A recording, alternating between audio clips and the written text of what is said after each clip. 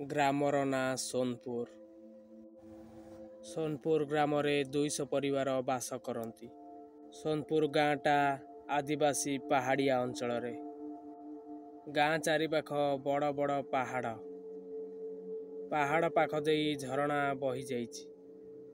ସୋନପୁର ଗ୍ରାମର ଶେଷ ଭାଗରେ ପାହାଡ଼ ଉପରେ ଗାଁ ଗ୍ରାମ ଦେବତୀଙ୍କ ମନ୍ଦିର। ମନ୍ଦିର ପୁଣି ବହୁ ପୁରାତନ କାଳରୁ ଅପୂଜା ହୋଇ ପଡ଼ିଛି। ଗାଁର ଲୋକେ କୁହନ୍ତି, ସେହି ମନ୍ଦିରରେ କାଳେ ଦେବୀ ମା ବଦଳରେ ଭୂତ ପ୍ରେତ ବାସ କରୁଛନ୍ତି। ସେଠାରେ ବେଳେବେଳେ ଗୋଟେ ସ୍ତ୍ରୀ ଲୋକର ହସିବାର ଶବ୍ଦ ଶୁଭେ ଓ ତା ସହିତ ଗୋଟେ ପୁରୁଷ ଲୋକର ଚିତ୍କାର ଶୁଭାଯାଏ। ହେଲେ ଲୋକମାନେ ଏହା ବି କୁହନ୍ତି, ସେ ମନ୍ଦିରର ବହୁତ ରହସ୍ୟ ଅଛି। ସୋନପୁର ମନ୍ଦିରର ରହସ୍ୟ କ'ଣ? ଆସନ୍ତୁ ଏହି ଭିଡ଼ିଓରେ ଆଗକୁ ଜାଣିବା। କାହିଁକି ସେଠି ଭୂତ ପ୍ରେତମାନେ ରହୁଛନ୍ତି ମାଙ୍କ ବଦଳରେ। ହେଲେ ଭିଡ଼ିଓ ଆରମ୍ଭ କରିବା ପୂର୍ବରୁ ଦୟାକରି ମୋ ଚ୍ୟାନେଲକୁ ସବସ୍କ୍ରାଇବ୍ କରିଦିଅନ୍ତୁ ଏବଂ ବେଲ୍ ଆଇକନ୍କୁ ଦବାଇ ଦିଅନ୍ତୁ। ଦିନେ ସୋନପୁର ଗ୍ରାମରେ ସନ୍ତାନଟିଏ ଜନ୍ମ ନେଲା। ସେହି ସନ୍ତାନର ନାମ ରଖାଗଲା କାଳି। ତାପରେ କାଳି ବଡ଼ ହେଲା ଓ ତା ବାପାଙ୍କ ପାଖରୁ ଶିକାର ବିଦ୍ୟା ଶିଖିଲା। ତା ବାପାଙ୍କ ସହିତ ଶିକାର କରିବାକୁ ଗଲା ଜଙ୍ଗଲକୁ। ଜଙ୍ଗଲରେ ଶିକାର ମଧ୍ୟ କଲା। କାଳିର କୌଶଳତା ଦେଖି ଗାଁ ଲୋକମାନେ କାଳିକୁ ପୁରସ୍କୃତ କଲେ। ତାପରେ ଏମିତି କିଛି ଦିନ ବିତିଗଲା। ଦିନେ କାଳି ଏକାକୀ ଜଙ୍ଗଲକୁ ଶିକାର କରିବାକୁ ଯାଇଥାଏ। କାଳି ଜଙ୍ଗଲରୁ ଶିକାର କରି ଫେରିଲା ବେଳକୁ ଲକ୍ଷ୍ୟ ପଡ଼ିଲା ପାହାଡ଼ ଉପରେ ଥିବା ଗ୍ରାମ ଦେବତୀଙ୍କ ମନ୍ଦିର ଉପରେ। କାଳିର ପ୍ରବଳ ଇଚ୍ଛା ହେଲା ସେଠାକୁ ଯାଇ ଥରେ ବୁଲି ଆସିବ। କାଳି ଇଚ୍ଛା କରୁ କରୁ ପାହାଡ଼ ଉପରକୁ ଚଢ଼ିବାକୁ ଲାଗିଲା। ପରେ ପାହାଡ଼ର ଉପର ଶିଖରରେ ଯାଇ ପହଞ୍ଚିଲା ଓ ସେଠାରୁ ତଳକୁ ଦେଖିଲା ବେଳକୁ ଆଖପାଖ ପରିବେଶ ତାର ମନକୁ ବହୁତ ଆଚମ୍ବିତ କରିଥିଲା। ତାର ଆଉ ଇଚ୍ଛା ହେଲାନି ଘରକୁ ଆସିବା ପାଇଁ। ତାପରେ କାଳି ମନ୍ଦିରର ବେଢ଼ାରେ ଯାଇ ବସି ପଡ଼ିଲା ଓ ବସୁ ବସୁ ମନ୍ଦିରର ଆଖପାଖ ଗଛର ଛାଇ ଓ ସୁଲୁସୁଲିଆ ଥଣ୍ଡା ପବନରେ ତାର ଆଖି ଟିକେ ଲାଗିଗଲା। ସେ କିଛି ସମୟ ପାଇଁ ଟିକେ ଶୋଇ ପଡ଼ିଲା। ପୁଣି କିଛି ସମୟ ପରେ ମନ୍ଦିର ଭିତରୁ ଗୋଟେ ସ୍ତ୍ରୀ ଲୋକର ହସିବାର ଶବ୍ଦ ଶୁଭାଗଲା। କାଳିର ହଠାତ୍ ନିଦ ଭାଙ୍ଗିଗଲା। କାଳି ଆଖପାଖ ଦେଖିଲା, ହେଲେ କେହି ଦେଖାଗଲେ ନାହିଁ। ତାପରେ କାଳି ମନ୍ଦିର ଭିତରକୁ ଗଲା ଓ ଦେଖିଲା ମନ୍ଦିର ଭିତର ସୁନସାନ। ଦିନରେ ବି ଅନ୍ଧାର। ମନ୍ଦିର ଭିତର ଅସନା ମସନା ହୋଇଛି ଓ ମନ୍ଦିର ଭିତରୁ ଦୁର୍ଗନ୍ଧ ଆସୁଛି। ସେଠାରୁ କାଳି ଦୁର୍ଗନ୍ଧ ସହି ନ ପାରି ବାହାରକୁ ଆସିଲା ତ ପୁଣି ମନ୍ଦିର ଭିତରୁ ସ୍ତ୍ରୀ ଲୋକର ହସିବାର ଶବ୍ଦ ଶୁଭିଲା। କାଳି ମନେ ମନେ ଭାବିଲା, ମୁଁ ତ ମନ୍ଦିର ଭିତରେ ଥିଲି, ହେଲେ ଭିତରେ ତ କେହି ନଥିଲେ। ପୁଣି ଥରେ କିଏ ହସୁଛି? ମନେ ମନେ ଭାବି ମନ୍ଦିର ଭିତରକୁ ଗଲା ଓ ଦେଖିଲା ମନ୍ଦିର ଭିତରେ କେହି ନାହାନ୍ତି। କାଳି ମନ୍ଦିର ଭିତରକୁ ବାହାରକୁ ଆସେ ତ ମନ୍ଦିର ଭିତରୁ କେହି ଜଣେ କହିଲା, ତୁ ଏଠାକୁ କାହିଁକି ଆସିଛୁ? ତୁ ଏଠାରୁ କେବେ ବି ଜୀବନ୍ତ ଯାଇପାରିବୁନୁ। ଏହା କହି କାଳି ପଛପଟରେ ଫଡ଼ ଫଡ଼ ହୋଇ ଉଡ଼ିଗଲା। ସେଠାରୁ କାଳିକୁ ବହୁତ ଡର ଲାଗିଲା। କାଳି ସେଠାରେ ଧନୁଶର ଫୋପାଡ଼ି ଦେଇ ତାର ପାହାଡ଼ ତଳକୁ ଗାଁ ଆଡ଼କୁ ଜୋରସୋରରେ ଧଇଁ ସଇଁ ହୋଇ ଦୌଡ଼ିବାକୁ ଲାଗିଲା। ତାପରେ ଏକାଥରକେ ତାଙ୍କ ଘରେ ଯାଇ ପହଞ୍ଚିଲା। କାଳିକୁ ଗାଁ ବସ୍ତିରେ ଲୋକମାନେ ଧଇଁ ସଇଁ ହୋଇ ଦୌଡ଼ିବାର ଦେଖି ସମସ୍ତେ କାଳିଙ୍କ ଘର ପାଖରେ ପହଞ୍ଚିଲେ ଓ କାଳିକୁ ପଚାରିଲେ, କାଳୀ ସମସ୍ତଙ୍କୁ ଦୂର ବାଟରେ ଥିବା ପାହାଡ଼ ଉପରେ ମନ୍ଦିର ବିଷୟରେ କହିଲା ଓ ତା ସହିତ ଘଟିଥିବା ଘଟଣା ବିଷୟରେ ବି କହିଲା। ଓ ତାପରେ ଗାଁର ସବୁ ଲୋକମାନେ ଶୁଣି ଆଚମ୍ବିତ ହୋଇଗଲେ। ତାପରେ କାଳୀକୁ ସେଠାକୁ ନ ଯିବା ପାଇଁ କାଳୀର ଘର ଲୋକେ କହିଲେ। ହେଲେ କାଳୀର ସେ ପାହାଡ଼ ଉପରେ ଥିବା ମନ୍ଦିର ବିଷୟରେ କାଳୀ ମନରେ ବହୁତ ପ୍ରଶ୍ନବାଚୀ ଉଙ୍କି ମାରୁଥିଲା। ଶେଷରେ କାଳୀ ମନ୍ଦିରର ରହସ୍ୟ ଜାଣିବା ପାଇଁ ବହୁତ ଇଚ୍ଛା ପ୍ରକାଶ କଲା ଓ ତାପରେ କାଳୀ ତାର ବୁଢ଼ୀ ମା ପାଖକୁ ଗଲା ଓ ତା ବୁଢ଼ୀ ମାକୁ ସବୁ କଥା ପଚାରିଲା। ଶେଷରେ କାଳୀର ବୁଢ଼ୀ ମା ପାହାଡ଼ ଉପରେ ଥିବା ମନ୍ଦିରର ରହସ୍ୟ ବିଷୟରେ କହିଲା। ବହୁତ ବର୍ଷ ତଳର କଥା। ସୂର୍ଯ୍ୟ ପଶ୍ଚିମ ଦିଗରେ ଅସ୍ତ ହେଉଥାନ୍ତି। ଧୀରେ ଧୀରେ ଅନ୍ଧାର ହେବାକୁ ଲାଗୁଥାଏ। ପାହାଡ଼ ଉପରେ ପୁରୁଣା ମନ୍ଦିରଟି ନିଜର ଅଦ୍ଭୁତ ନୀରବତା ଭିତରେ ଲୁଚି ଯାଉଥାଏ। ଗାଁର ଲୋକେ ଏହାକୁ ଭୂତିଆ ମନ୍ଦିର ବୋଲି କୁହନ୍ତି। ସଂସ୍କୃତ ଶିଳାଲେଖରେ ଲେଖାଯାଇଛି, ଏଠି ଯେ କେହି ଅନ୍ଧାର ପରେ ପାଦ ରଖେ ସେ ଆଉ ଫେରି ନ ଆସେ। ଦିନେ ଏମିତି ଏକ ଦିନ ଥିଲା, ସେହି ମନ୍ଦିର ଅତ୍ୟନ୍ତ ପବିତ୍ର ଥିଲା। ସେହି ମନ୍ଦିରରେ ଗ୍ରାମ ଦେବୀ ପୂଜା ପାଉଥିଲେ। ଗ୍ରାମ ଦେବତୀଙ୍କ ପାଖରେ ଲୋକମାନେ ହୋମଯଜ୍ଞ ପୂଜାପାଠ ମଧ୍ୟ କରୁଥିଲେ। ବହୁତ ଦୂରରୁ ଲୋକମାନେ ମାନସିକ କରିବା ଲାଗି ଗ୍ରାମ ଦେବତୀଙ୍କ ପାଖକୁ ଆସନ୍ତି। ମନ୍ଦିରର ପୂଜାରୀ କୁହନ୍ତି, ମାଙ୍କୁ ଯେ ଭକ୍ତି ଭାବରେ ଡାକେ ମା ତାର ଇଚ୍ଛା ସବୁଦିନ ପାଇଁ ପୂରଣ କରନ୍ତି। ଦିନେ ଗୋଟେ ଗୁଣିଆ ଏ ମନ୍ଦିରକୁ ଆସିଲା। ତାର ମନ୍ତ୍ର ଶକ୍ତିକୁ ପରୀକ୍ଷା କରିବା ପାଇଁ ଦେବୀ ମାଙ୍କୁ ବନ୍ଦୀ ଦେଇଦେଲା।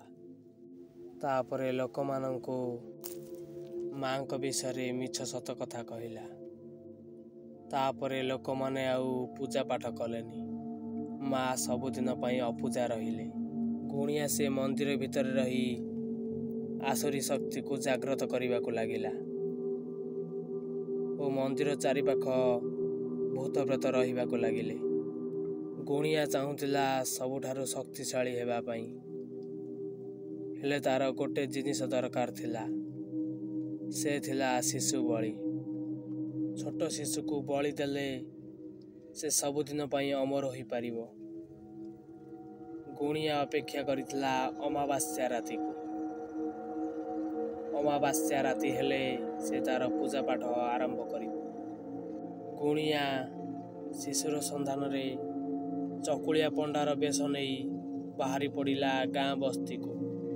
ଆମ ଗାଁ ବସ୍ତିରେ ଜନ୍ମ ନେଇଥିଲା ଗୋଟେ ସୁନ୍ଦର ପୁଅଟିଏ। ଗୁଣିଆ ଚକୁଳିଆ ପଣ୍ଡାର ବେଶ ନେଇ ଯାଇ ପହଞ୍ଚିଲା ତାଙ୍କ ଘରେ।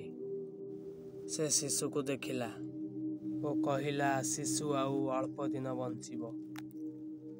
ତାପରେ ଶିଶୁର ଘର ଲୋକେ ସେ ଚକୁଳିଆ ପଣ୍ଡାକୁ କହିଲେ, ନନା, ଆମ ପିଲା କେମିତି ବଞ୍ଚିବ ତାର ଉପାୟ ତ କୁହନ୍ତୁ। ଆପଣଙ୍କର ଯାହା ଦରକାର ହେବ ଆମେ ଦେବୁ। ତାପରେ ଛଦ୍ମବେଶୀ ଗୁଣିଆ କହିଲା, ଏଇ ପାଖରେ ଗୋଟେ ଦେବୀ ମାଙ୍କ ମନ୍ଦିର ଅଛି। ସେହି ମନ୍ଦିରର ବେଢ଼ାରେ ପିଲାକୁ ଅମାବାସ୍ୟା ରାତିରେ ନେଇ ଶୁଆଇ ଦେଇ ଆସିବ ଓ ତାପରେ ସକାଳକୁ ଯାଇ ନେଇ ଆସିବ। ଦେଖିବ ପିଲାର କିଛି ହେବନି। ତାପରେ ଏମିତି ଦିନ ପରେ ଦିନ, ରାତି ପରେ ରାତି ବିତି ଚାଲିଲା। ତାପରେ ଅମାବାସ୍ୟା ରାତି ଆସିଲା। ସେ ଶିଶୁର ବାପ ମା ଗଲେ ମନ୍ଦିରକୁ ଓ ସେଠି ବେଢ଼ାରେ ଶୁଆଇ ଦେଇ ଫେରୁଥିଲେ। ସେ ଶିଶୁର ମାର ମନ ବହୁତ ଆଉଟି ପାଉଟି ହେଲା।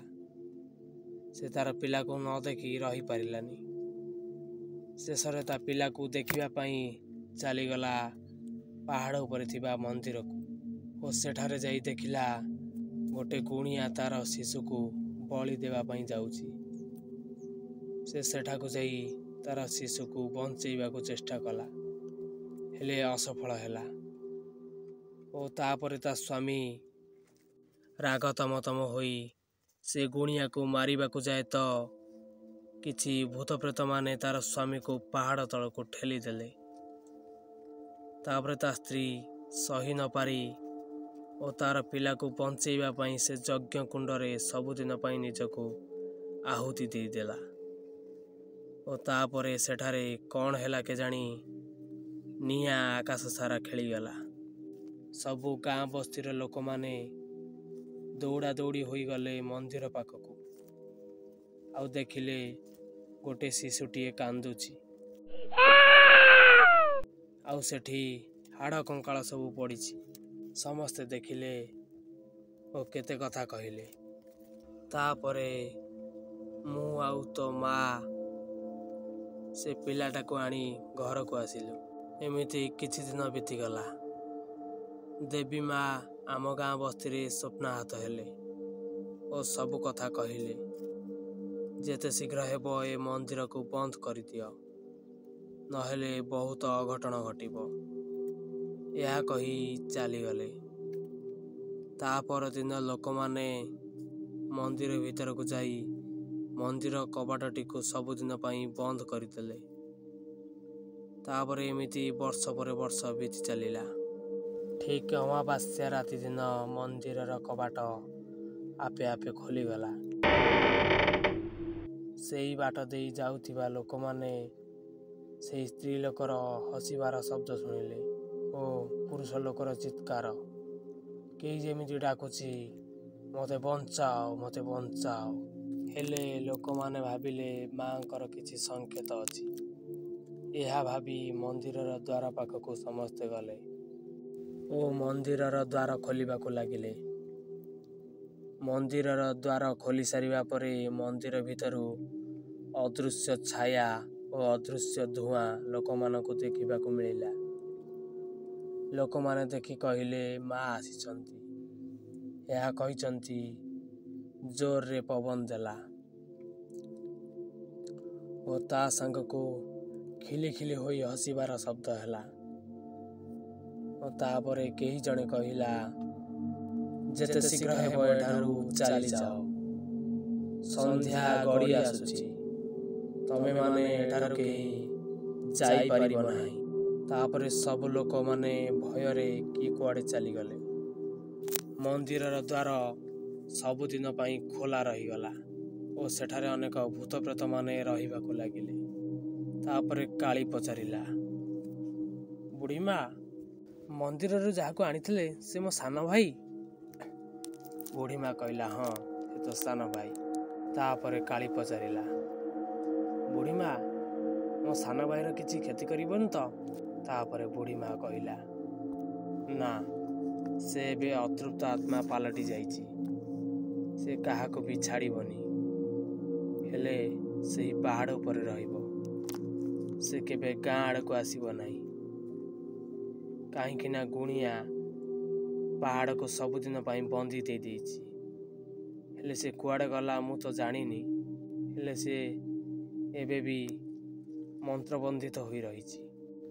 ସେ ମନ୍ଦିର ଏବେ ବି ରକ୍ତ ଚାହୁଁଛି। ସେ ମନ୍ଦିରରେ ଥିବା ଅତୃପ୍ତ ଆତ୍ମା ଯେ ପର୍ଯ୍ୟନ୍ତ ତାର ନିଜ ଲୋକମାନଙ୍କୁ ନ ନେଇଛି ତା ପାଖକୁ, ସେ ସେମିତି ଉତ୍ପାତ ହେଉଥିବ। ହେଲେ ମୁଁ ତତେ ଏତିକି କହୁଛି, ତୁ ସେଠାକୁ କେବେ ବି ଯିବୁନୁ। ବୁଢ଼ୀମା ଏହା କହିସାରିବା ପରେ କାଳି ଓ ତାର ସାନ ଭାଇ ସେଠାକୁ କେବେ ବି ଯାଆନ୍ତି ନାହିଁ।